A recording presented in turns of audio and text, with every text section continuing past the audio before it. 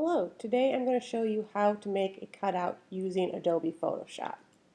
The first step is to pick your best photo. So you want to try to pick one that has a contrasting background to your subject matter.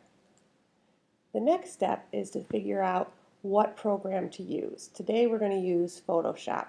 And I've done a lot of research on this, and one of the things that I find that works the best is using refined edges. Here's some examples of using some different techniques. And the first one is the eraser tool. That's one of the most common. And you can see how there's kind of a rough edge and you're seeing a little shadow.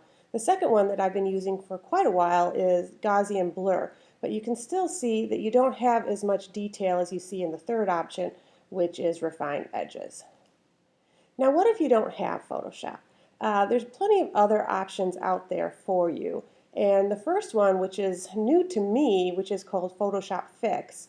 And you can use that on your iPad or your iPhone. And if you use an Apple Pencil, you can get some really cool effects. Another option is to use Herff Jones eDesign photo editing tool, which is an awesome option for anyone because you're already using eDesign and you can get some nice clean edges. And I recommend that you definitely put like a little soft blur on the edge of the photo. But for today's example, we're going to be using Adobe Photoshop.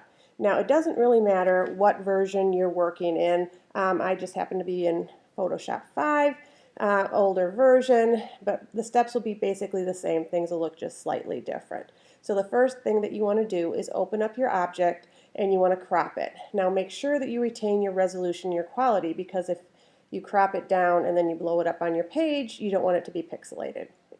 Then you're going to find your quick selection tool. Make sure that you click on the auto enhance button. The next step is with that quick selection tool is you're going to drag it around your subject and it'll kind of cling like a magnet to all of the edges.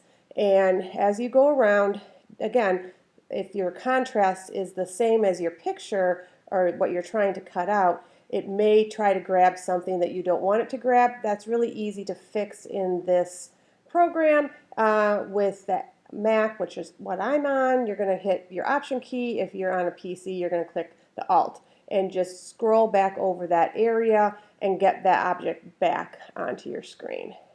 After you're all done with that, you're going to go back up to your Select option and hit Inverse. This will grab the part of the subject that you want to actually have the smooth edges on and not the background. And then you're going to go back up to Select and pick Refined Edges. So right here, select Refine Edges. It's real easy. The next is you're going to get these two templates, this template up here. And the first step is to pick the On Layers. You pull down that little arrow caret and you're going to get that option. And then, again, through my research, I've kind of tweaked this a little bit. And what I like to do is set your radius to 70.8. Then choose New Layers with Layer Mask, and then the 80% down here at the bottom. And again, if you're doing a cutout, you're probably going to do more than one in your yearbook. So then you can save these settings. Remember settings. Then you've got this, and what's really awesome is once you hit OK, you're going to have your layer mask already created, a second layer there, but your original layer will be there untouched. So at any time, if you need to pull your background back, you're going to have everything that you need. So from here, saving it is really important.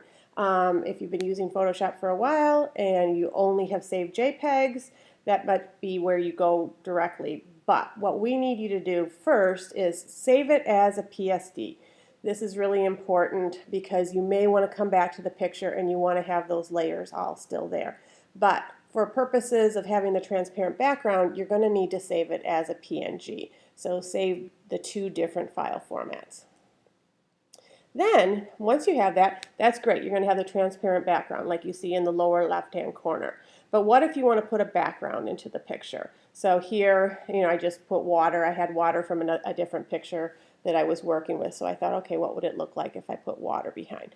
Super easy. Here's the steps for that. So adding a background file. Open up that background. You want to make sure that it is the same dimensions as your original picture, so you want to save and crop it. And then you're going to go to choose, select all, and then edit and copy. Then open up that original PSD file that you had, and you're going to go to file and paste. The background will pop in. Sometimes it may not pop in the right order, and so you want to just move it so that it's actually behind that layer level that you have, but not behind the original level. And then now you can save it as a JPEG because you don't need to worry about that transparent background. If you need any additional help making making your cutouts, give us a call or email us, and here's our information. Thank you.